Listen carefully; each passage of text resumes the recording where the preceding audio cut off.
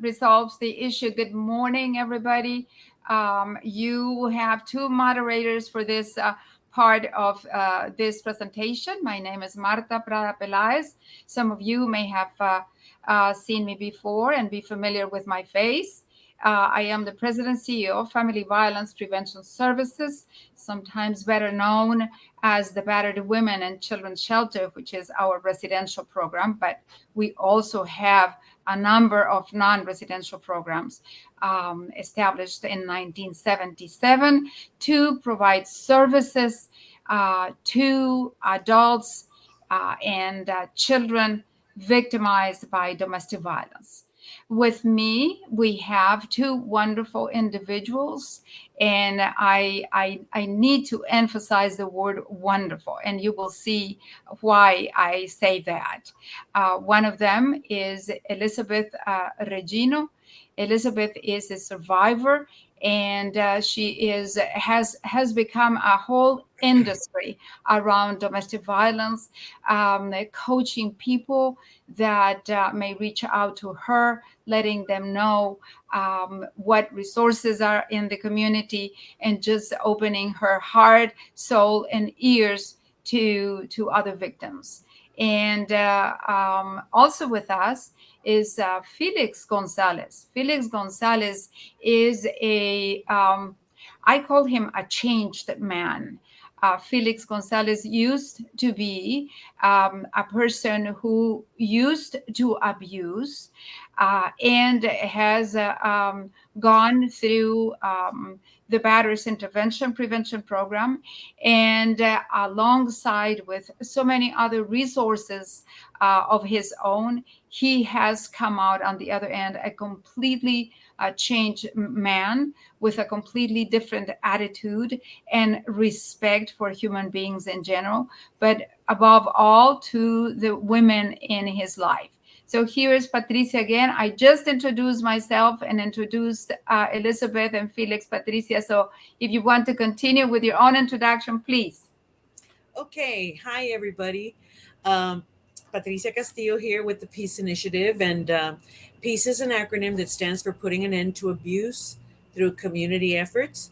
And we founded P.E.A.C.E Initiative back in 1990. And we've been working in the community to draw attention to the devastating consequences of domestic violence.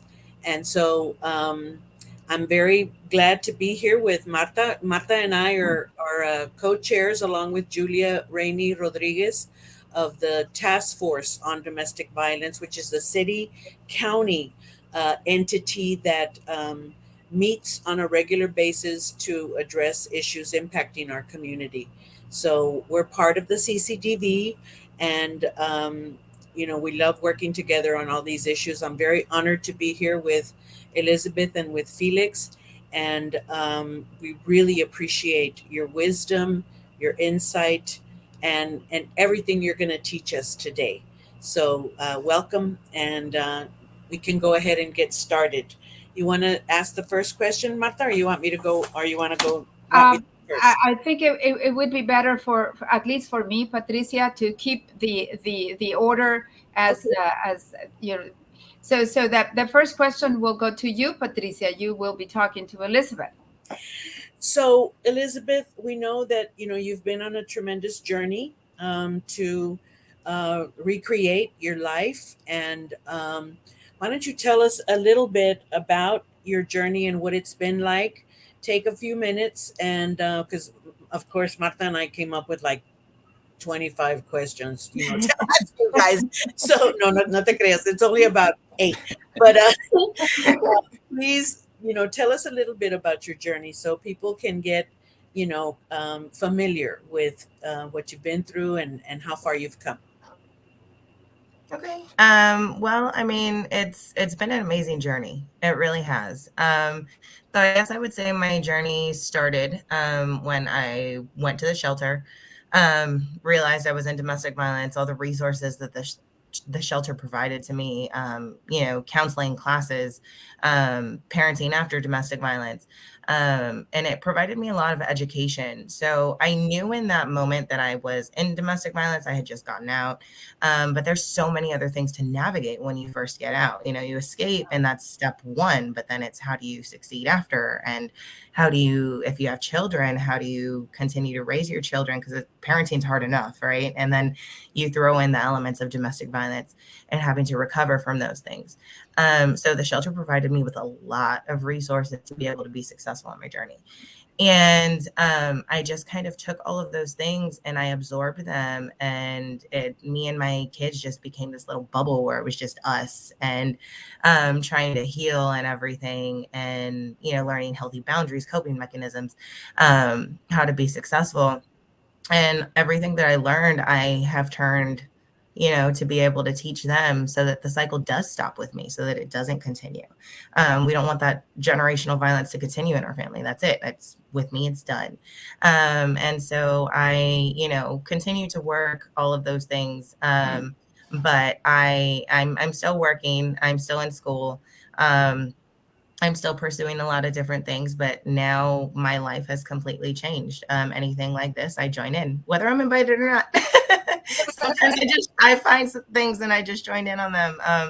I've become part of a lot of social media groups, and a lot of them here in Texas. I've had victims reach out, and I'm trying to help them find resources here in San Antonio, Bexar County, Dallas, Houston, going to provide them rides if they need to get into San Antonio, connecting them with those resources, teaching them about my experience, my children's experience, how it's impacted them even to this day now that it's years down the line.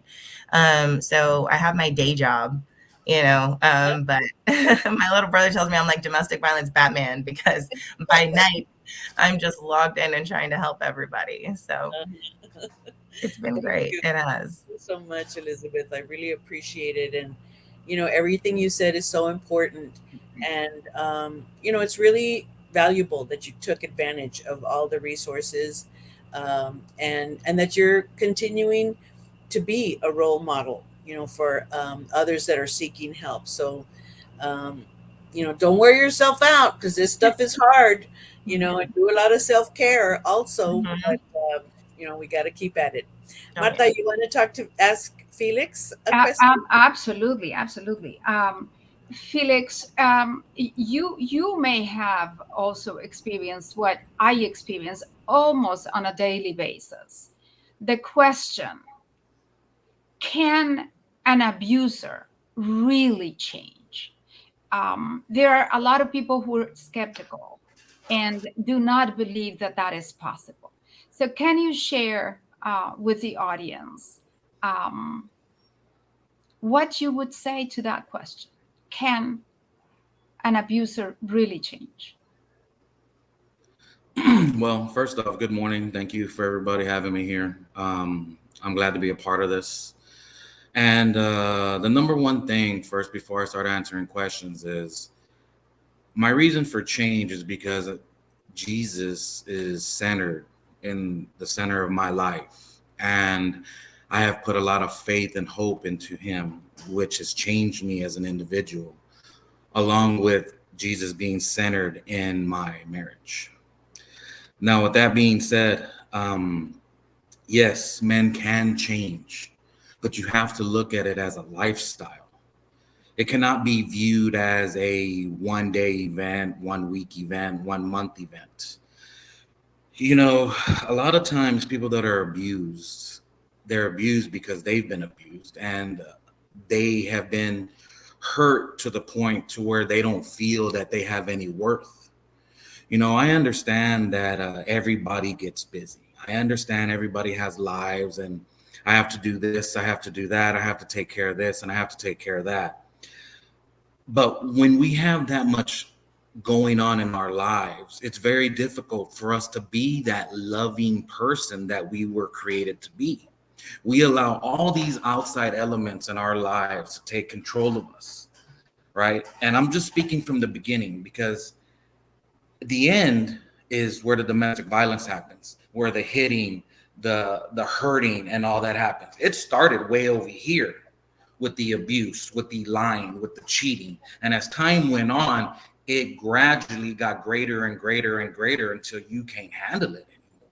So you try to find those ways out, which, sad to say, a lot of people resort to abuse. And it's not just physical, it's mental, it's emotional, sexual, financial. And for myself, I was raised without parents. I come from a very tough background as a child. I did have my grandparents there, but knowing how important parents are now, mother and father are in your life, resonates to me more and more now, knowing how important they are. So to answer your question, can men change? Yes, it is possible for men to change. And another thing I want to say, I can only speak on men's behalf. I understand, I can't speak for women because I just don't know that part, but for us as men, we grow up with a lot of things that are assumed for us to be a man, when in reality, that's not what a man is. So that's my part. But yes, can men change? Yes. Thank you, Felix. Thank you very much. There will be a follow-up question on that later on. Patricia. Patricia seems to be having some difficulties again. Patricia, can you hear me? I muted myself when. Okay. Felix, you brought up some very important things about, especially this thing about that it's a lifestyle. Mm-hmm. It's like you had to change your whole culture, right? And in our society, being a man has a certain culture, right, that they instill in you since you get out of the hospital, right, with your little blue Yeah. blanket, right? You get that little blue blanket, and that's it. You're pegged, right? And so you have to act the way that color blue is going to dictate to you, right? But um, it's ingrained, right, in your brain. And so my question is, was it a choice to abuse? Did you choose to abuse? And was it a choice for you? And how did that play out in your life?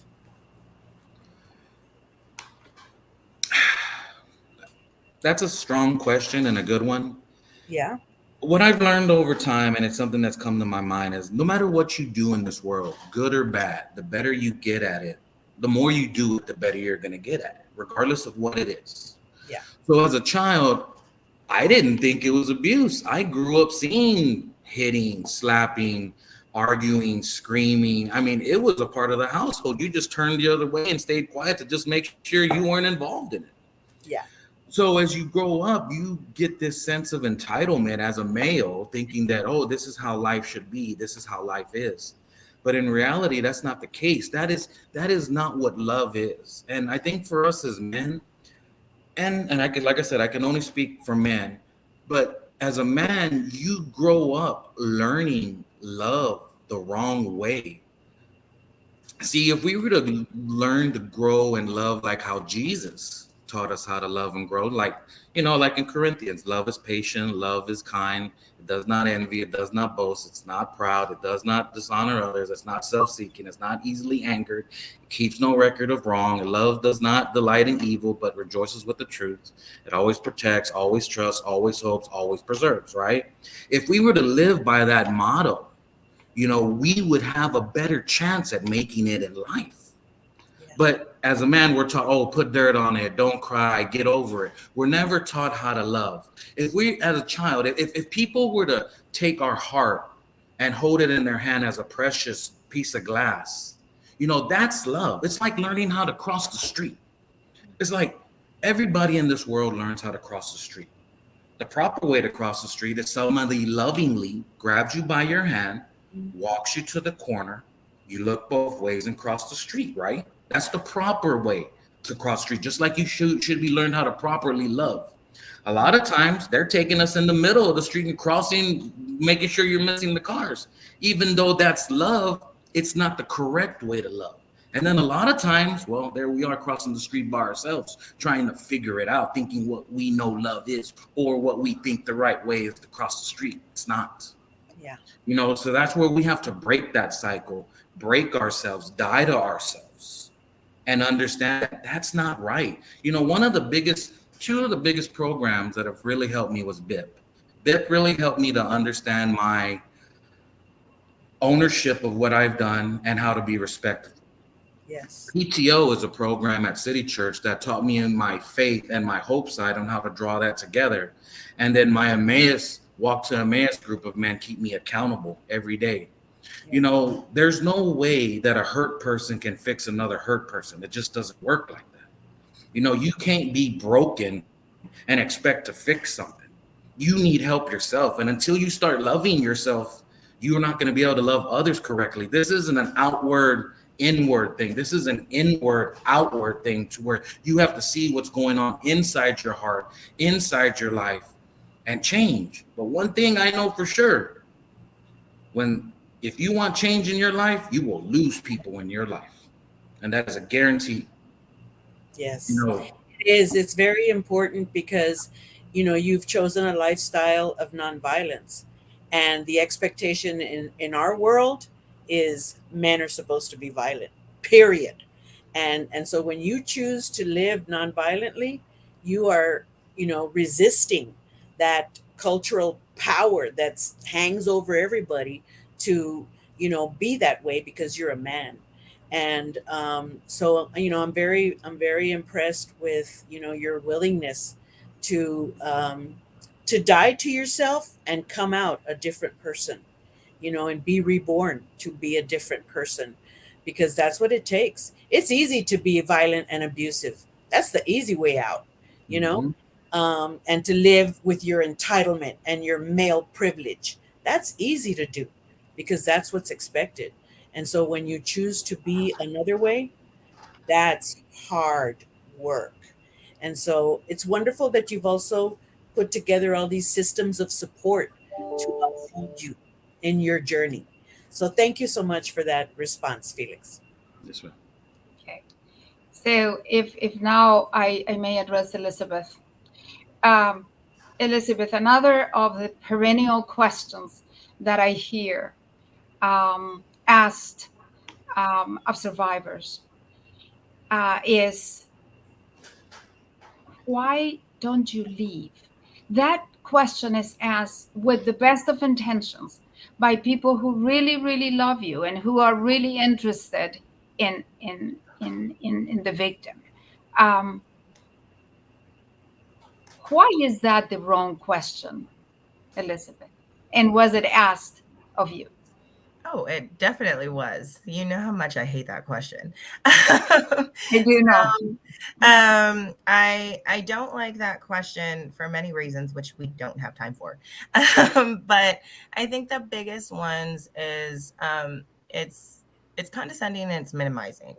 And though it's meant well, and you touched on it, they mean well when they ask. They mean well. They're trying to understand, but it's almost one of those things you can't understand it until you're in it. And so, turning to a victim, why don't you leave? Why are you still there? It's condescending and it's minimizing because, one, they may have, invested and told you some things that are happening, but you're not in that house. You don't know what's going on. You don't know the danger. You don't know what it is that they're facing when they do leave. A victim is in the most danger when they have left. And so, with that being the case, and statistically, it's just you're asking this victim to put their life on the line because you don't understand, almost. And really, what should be the question is, how can I help you? How can I support you? What do you need? What can we do? The other thing is turning, and everybody's always very quiet when the abuser's around, right? And if he's acting out or whatever the case is, turn the other cheek, don't pay attention, not your household. But what if we turned and we asked the abuser, why are you abusing and how can we help you and help with the reform? There's a lot of different ways that things can be approached. And instead it all gets put on the victim, who is the victim in that situation, because they have not been able to flee. So why haven't you left? There could be 100 things. He could be dangerous. He could threaten her family, which was in my case. I fled a couple of times before I successfully fled. And I had to make sure he was in prison and he was behind bars to ensure that none of my family members were going to be hurt. So it literally is life and death. And saying, why don't you just leave? Why haven't you just gone? That it minimizes the person's experience, because it also makes them feel like an idiot. Why did I even say anything? Because all I'm getting is judgment, and all I need is unconditional love and support. So we need to, instead of asking that question, and you may think it, why doesn't she just leave? Why doesn't she just leave? You won't know because you're not in that situation. But instead ask, how can I help? What can I do? How can I support you? Do you have a plan in place? Where will you go? There are other questions that can be asked instead of that question. Thank you, Elizabeth. And the reality is that I'm sure you were asked the question many times before. People didn't know where you were in your journey, your horrific journey. But you had asked yourself, why don't I leave? Numerous times. So waiting for someone who does not quite understand what you're going through, why don't you leave, is not going to be helpful to you, right? Yeah. It's not helpful to the victim. And you're very right. There is another more pertinent question and more helpful. How can I support you? How can I tell me how I can be there for you? So that would be a better one. Right. Thank you, Elizabeth. Thank you. The other thing, Elizabeth, that you brought up in your response was, he may be dangerous. The process of leaving, when somebody is trying to leave, is the most dangerous time. That's when most women are murdered and or severely injured, because your action of trying to get away, you're flying in the face of that person's entitlement, that person's sense of power over you, that person's control of you. And so, you're taking some drastic measures that could get you killed. And so during the leaving process, that is when you need the most support and help and safety and protection. And unfortunately, that's when most victims don't get it, when you're in the process of leaving. That's when they most don't get it. So, those are things that we have to remember, right? Those are things that we have to be aware of. It's not that people like being abused, Right. it's their life is on the line. Yeah. Their kids, their family members, bystanders who don't even know what's going on. Their Yes. lives can be on the line and they don't even know. Yes. So, in continuation with that, Elizabeth, my next question is to you.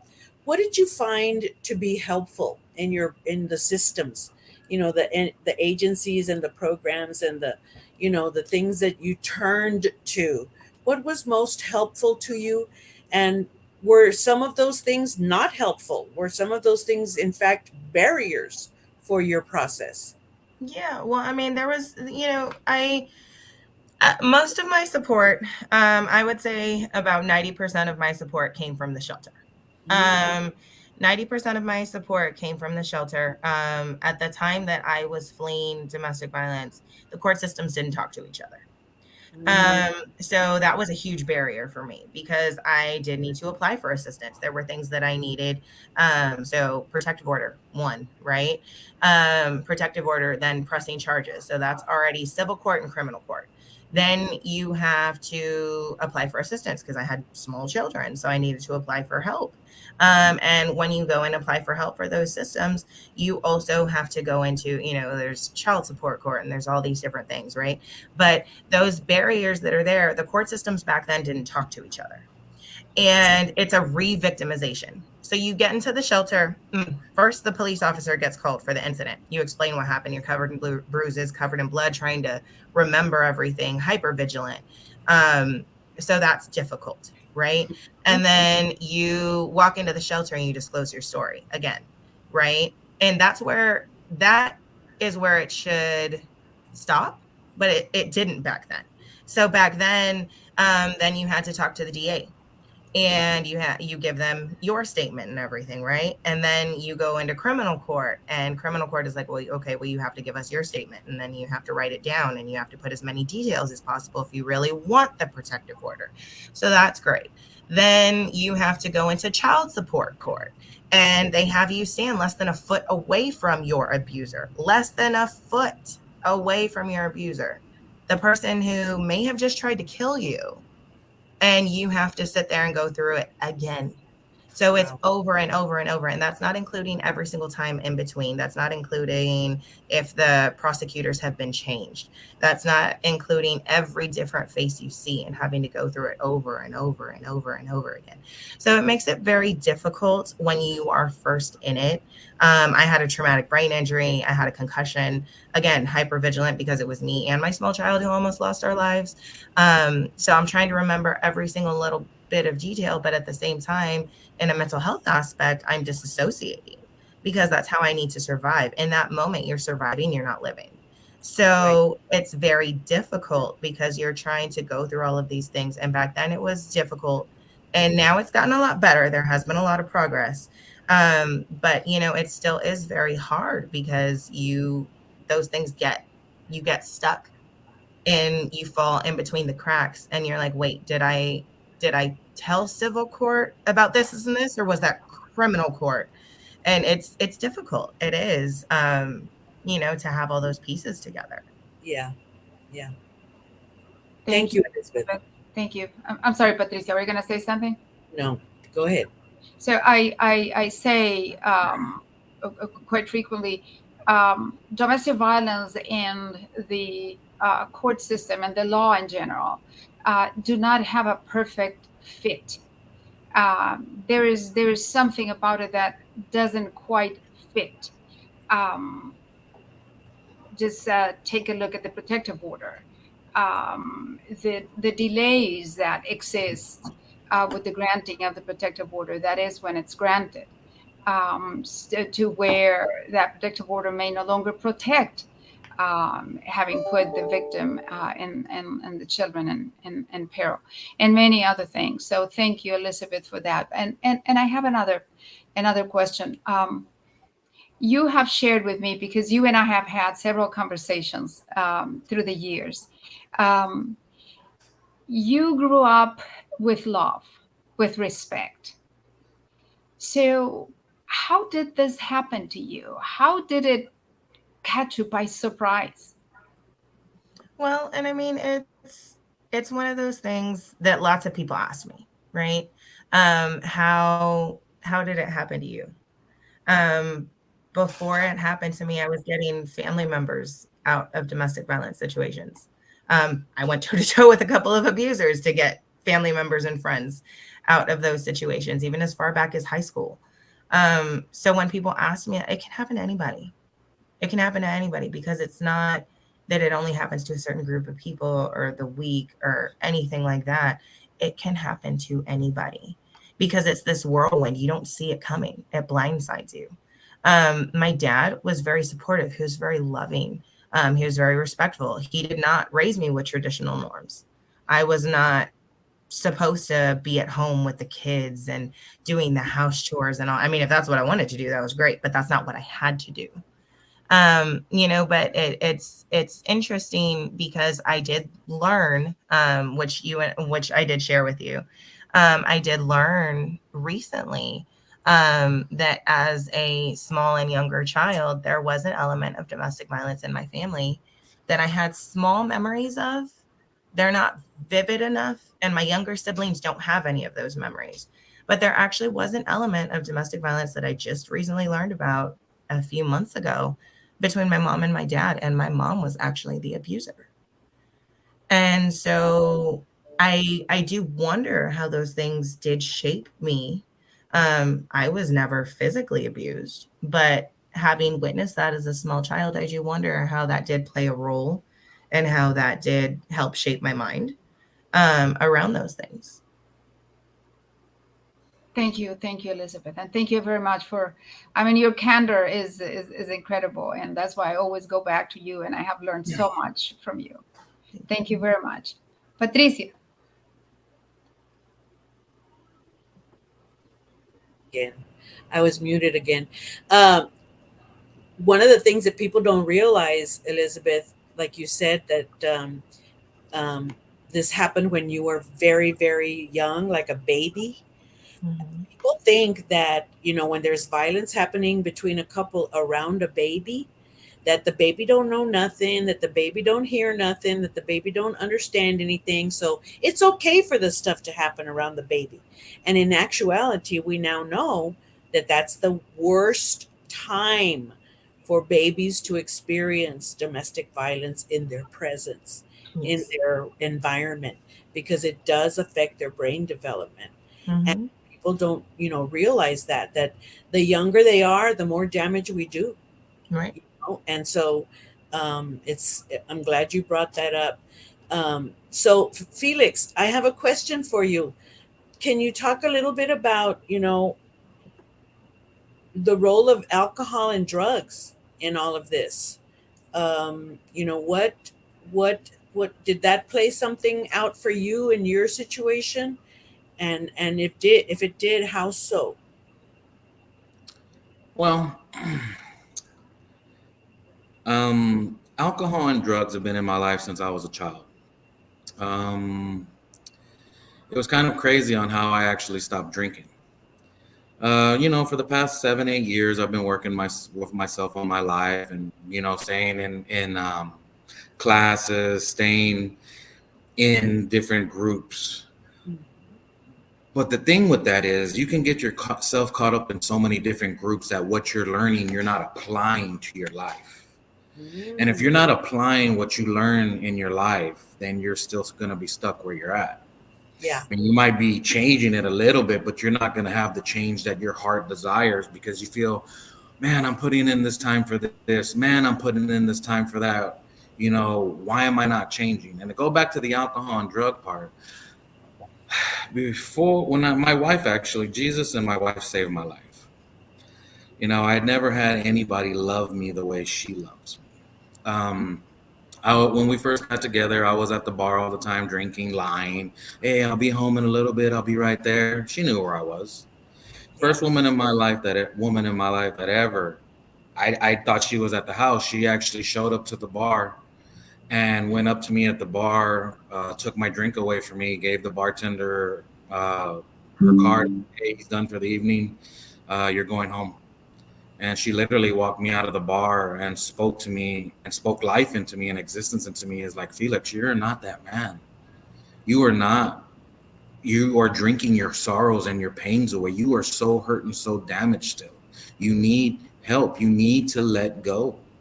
And from that day on, honestly, I didn't need AA. The love that she gave me, along with Jesus, pretty much cured me of my alcoholism that I thought I had. And I don't even go back to that at all anymore. That's not something. Now, I've never been a druggy person. I've never done that, but alcohol was my drug of choice. Yeah.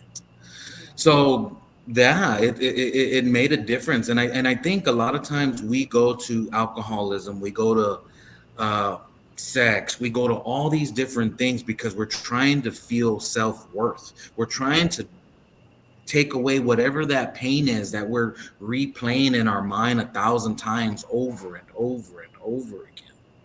So removing certain things out of my life, and like how I said earlier, if you want change in your life, you're going to lose people in your life. Well, along with that, you have to make the conscious decision of understanding what is right and what is wrong, what brings me joy and what brings me pain. And as you start on your journey of change, you have to start cutting those things out of your life. Hmm. It's not drastic. I mean, I know everybody wants to change overnight, but it doesn't happen like that. You have to make time your best friend. And I feel patience is a learned trait that comes with pain. A lot of people keep doing what they're doing, keep drinking and keep drugging and keep doing whatever it is because they're not tired of the pain yet. Yeah. Once you get tired of enough pain, you will change. Yeah. Yeah. Yeah. Or you figure out how to work on the healing of that pain, right? Yeah. And and again, you do need that massive support system. because it is a complete culture shift, lifetime shift that you're working on. And, you do, I'm glad you've kept all of those things in place for you. So keep up the good work, keep at it. Don't ever leave it, because clearly it's made a huge difference for your life, for your wife, for your family.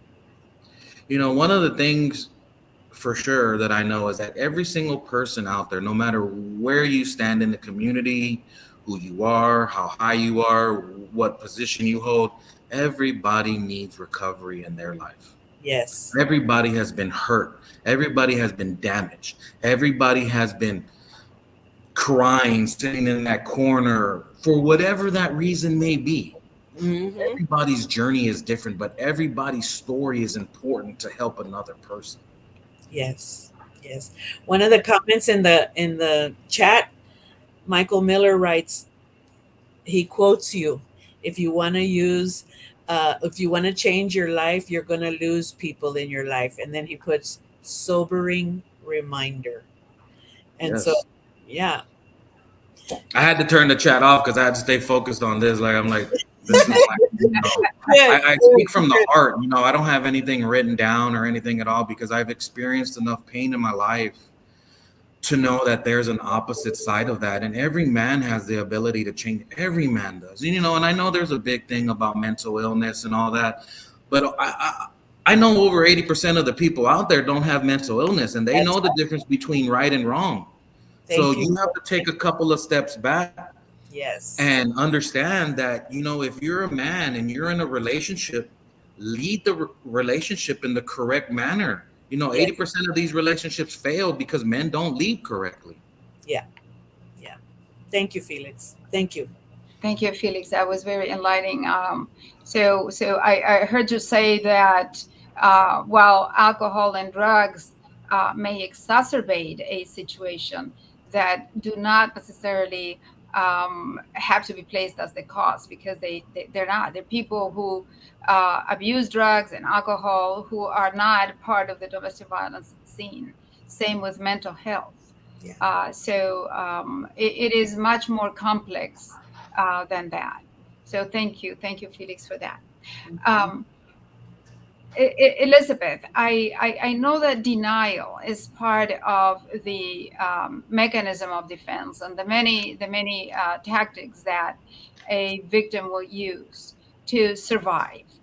And I also know that that denial reinforces the behavior every time that he is abusive. So, can you expand on that? And can you tell me how that denial progressed until you got to such severe abuse at the hands of someone who claimed to love you? Yeah. So abuse is denial and abuse is very common. And I mean, initially, you don't want to believe it, right? Like you don't want to believe this person who's supposed to love me, protect me, whether they're a romantic partner, whether they're a parent, a sibling, friend, whatever. You don't want to believe that they would hurt you, right? That's because you wouldn't hurt them. So that's not something that you necessarily want to believe.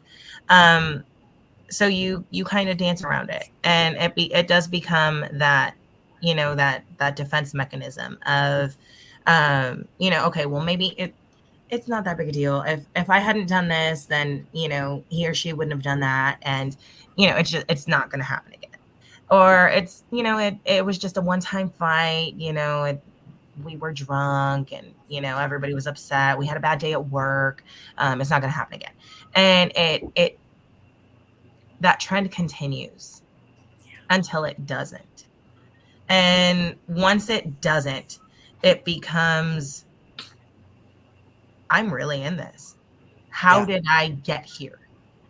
And a lot of it is that denial, and it's self-preservation in a lot of ways, right? Because you have to trick your mind and almost gaslight yourself, right? Because you don't want to see this is not what you want to believe is happening to you. So it Yeah. 100% is a defense mechanism in a way, but at the same time, you allowing these things to occur by the denial and, no, it's not really that bad, it's not really happening, you are also giving an extended pass to the abuser to continue to do so. And once you hit that point, and everybody has a different point, everybody knows when they have to leave, but it's different for everybody. Once you hit that point of, I'm really in this, I gotta go, it really is that bad. Once you finally hit that point, it kind of, the rose colored glasses come off and you're like, oh my gosh, what have I been doing this whole time? And then it's almost this panic of, I need to go, but I don't know how. Right. Right. So Wow. it's unfortunate that on top of everything that is going on in a victim's world, that they have to put aside what they know needs to happen, because there are all these other needs and situations that have not she hasn't had the opportunity to even explore, because she has to be attentive to the moment, to the threats that only she knows he will make good on. Mm-hmm. So yeah, I remember you and I talked about that, and how you shared with me the progressive nature of domestic violence, and how with every battering episode, you thought very creatively how to reinvent yourself, how to be how to change for him, not with thoughts of love but with fear, uh, just to keep the moment, without having to go to the hospital, without having to leave the children because you were badly hurt or something like that. So thank you, Elizabeth, for explaining that. And I think, Patricia, you're going to ask another question of Felix. So, Felix, what was your aha moment when you realized I have to change? I want to change. When was that aha? Oh my God! That realization. It's been a couple of those, Good. actually. The biggest one is when I had a business of my own and I had got my vehicle repossessed. I was in a very toxic relationship, lost my business. Hitting rock bottom sometimes looks different for different people. And, I had put my faith into myself. I had put my faith into my work. I had put my faith into everything else. But once I put my faith into Jesus, that is what really changed me as a man. Everybody wants to say they believe in Jesus, and I'm not taking that away from anybody, but it's a different thing to follow Jesus. It's a different, like you said, to die to yourself, to die to yourself, to die to your greed, to die to your wants, to die to your needs, to understand what you have caused all these years of pain to other people. That is it. Those moments were the times that humbled me and made me realize, hey, you are wrong, and what you've learned all these years isn't working. Like, I'm 0 and 1,000. I've lost 1,000 times and haven't won once. The most precious thing we have in this world, male, female, no matter who you are, it's not your house, it's not your bank account, it's not the china set sitting in the closet for 5 generations later. It's our heart. Our heart is the most precious, valuable thing that we have in this world, and we must protect it. And if we don't protect our heart and we just give it out like nothing, we're going to get hurt. We're going to get damaged. We're going to become scorned. But going through those hard times and even going through BIP, I realized my responsibility of what I have done. And those aha moments gradually started turning my wheel to understanding that I'm wrong. I need to change my train of thought, and I need to become a better human, not just a man, not just a friend, not just a brother, not just an individual. I have to become a better human. Yeah. And a lot of people say, well, what about the people that don't believe in faith? And, I'm a very strong Christian believer, and I believe a lot in God. But, if you were to take faith and all that away, it goes back to being human. What's right and what's wrong? what brings you joy, what brings you pain. Yeah.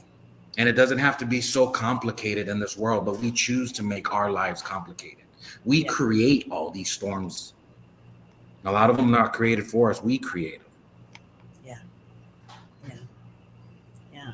I think a lot of us do it also to justify our behavior, and rationalize and not go into that scary world of the unfamiliar, and step outside this horrible lifestyle because, you've got to create another lifestyle for yourself. And it just seems so overwhelming. I'm so glad that BIP had such an important impact on you. BIP, by the way, stands for Batterers Intervention and Prevention Program. And that's a mouthful, so we tend to refer to it often as just BIP. But it's those programs exist statewide, and they're there for people who want to um, learn about why they use violence, and how does violence serve them. And Marta has the Batterers Intervention and Prevention Program out of her agency, and it's there for both men and women. And so just to acknowledge that sometimes the female can be the abuser. So thank you, Felix. I really appreciate your candid response. Thank you, Felix. I have another question for you. Yes. There is a paradox in domestic violence. Um, the abuser abuses none other than the person that he claims to love. Um, how can that be explained? Why the paradox? Why abuse that person that he professes love, respect, protection? How does that happen? How can you explain that as a former abuser? Well, for me, it goes back to not knowing. It goes back to dying to myself and thinking that I'm right. You know, seeing so much violence in my life at a younger age hardened me to not cry, to not have feelings for others. And as I've gotten older and started to transform, I have taken a great concern into other people's feelings, especially knowing that I have caused pain. It is. It's hard for me to explain to you why people say they love somebody and then hurt them. I mean, the only thing that I can honestly say is that it's not love, and you were taught on how to love the wrong way. Just like my example earlier of how to cross the street, you learned how to cross the street the wrong way. Nobody took you by your hand.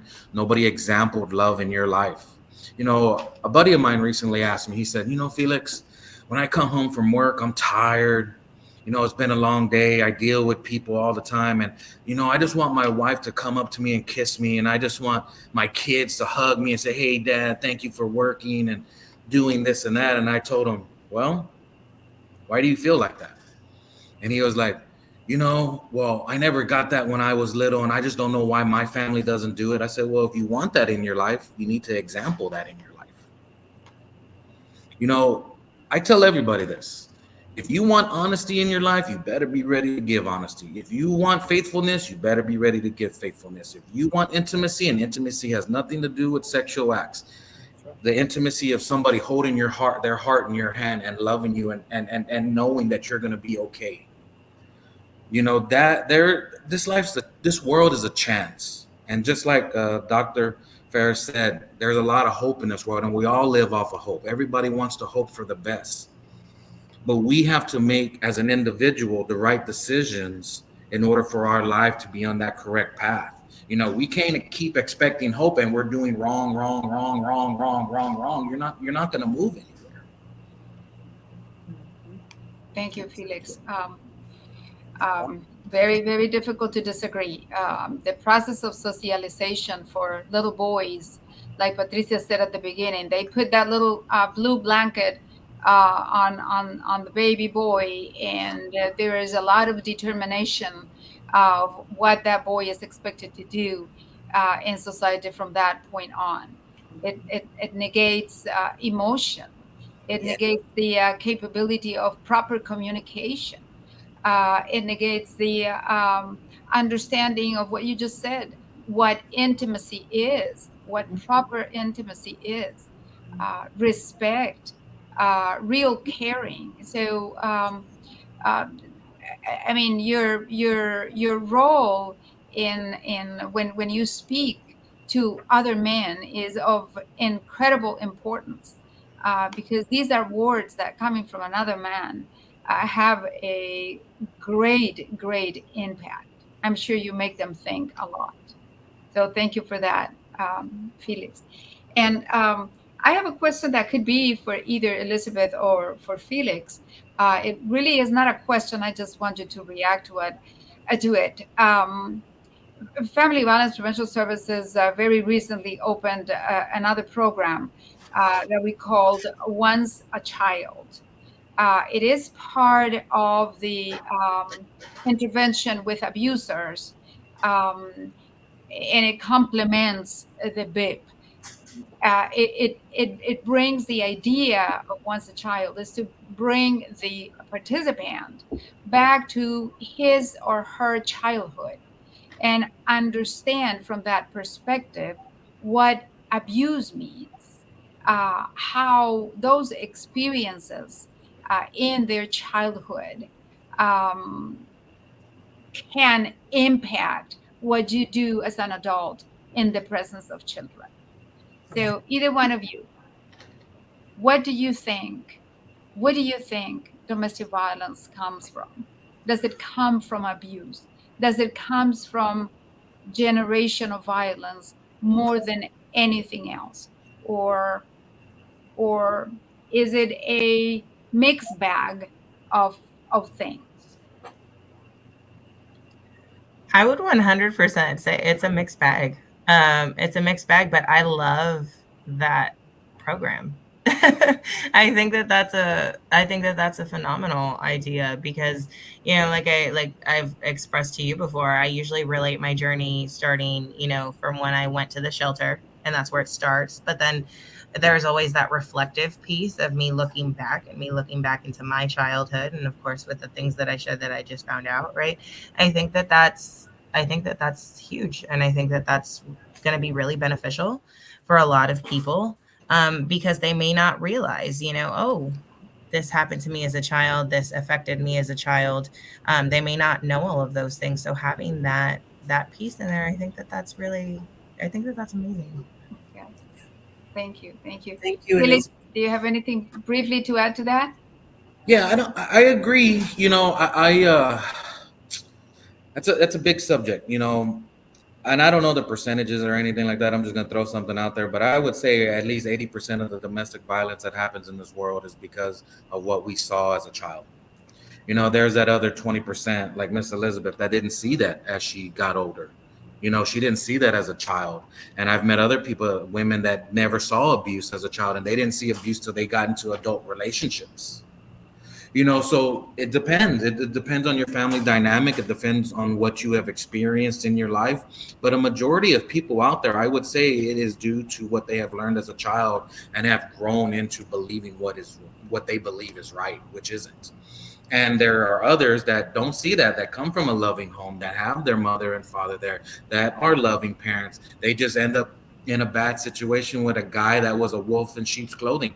Yeah. Really, I mean, that's the easiest way for me to say it, you know, because in reality, she trusted, or that he trusted that person, and that other person took advantage of their heart. And So they're everywhere, right? So I say yes, it's an important program because a lot of people do have trauma and inciting incidents that happen to them at a young age, and they have carried it on into their adult life. And there's also people like Miss Elizabeth that didn't experience that, and in her adult life, she experienced something very traumatic that had her feel that way. So it goes for both sides. Thank you, Felix, very much. And unfortunately, we are coming to the end of this very important conversation. And I have nothing but the highest regard for these two individuals that came to us this morning to share their experiences. Patricia, one last word. 1 minute. I love y'all. Thank you so much. And you did a fantastic effort today. And keep up the good work and peace and love and all good things to both of you. And may you live joy in your life and keep at it. Hang in there with us. We really appreciate you. Thank you. Thank you both. We'll be in touch. Thank you for having us. Yeah, thank you, Patricia. Yes, thank you so much. That was really an incredible conversation, and I hope you were able to follow along in the comments, the chat. There were lots of great reactions to your openness and honesty. I'm Darren Mitchell. I'm a consultant to the Collaborative Commission on Domestic Violence, the CCDV, the host of our symposium today. I helped with some of the organization of the symposium. I want to thank our speakers so much for their honest and very thoughtful discussion of some very challenging topics, and to our moderators as well, who are incredible people and experts in their own right. We really do appreciate your willingness to share your experiences with everyone here with us today. So we're about to embark on a 15-minute break. The rest of today's sessions are going to be a little different from what you've experienced so far this morning, because we're not going to be on kind of the big center stage, because we're starting to do some kind of breakout simultaneous sessions. So in order to get to the place you want to go, there are a couple of options. One is you can go back to the reception area for the event and look at the schedule, scroll down the schedule. When you see the sessions that you want to participate in, as they become live, you can click and go right to the area, the virtual room where it's going to take place. Or you could navigate to the sessions section. They're all called sessions, and you'll see them listed, and you can choose the ones that are live at that time that you want to join as well. So a couple of different ways to get into those sessions. They'll work a little differently than the stages, but you'll have the opportunity to chat and interact in that way as well. And so at this point, you have until noon, a little break. Please take care of yourselves. Take a little break. Come back, because after the break, right at noon, we're going to have 2 simultaneous sessions, one in English and one in Spanish, that are brought to us generously by the folks at the Center for Healthcare Services. And they'll be looking at mental health first aid, which is a really interesting and powerful approach to working with folks. So have a nice break, and we'll see you back at noon. And thanks again to our speakers and our moderators. Thank you.